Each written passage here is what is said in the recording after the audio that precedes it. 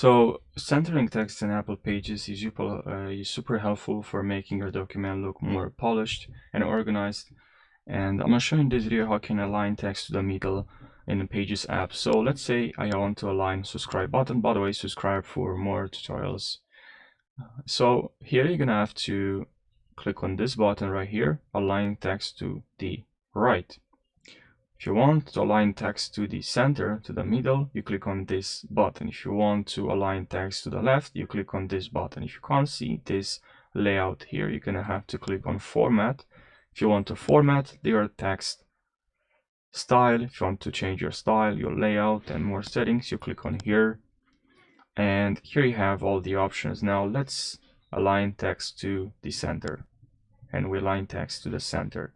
And this is great if you're working on a title page for a report, an essay, and if you want to center the title so it makes it stand out and looks more professional, right? It's also great for invitations and announcements. You can center the text and it will give like a more elegant touch, let's say. So yeah, I hope you found this tutorial helpful and thanks for watching.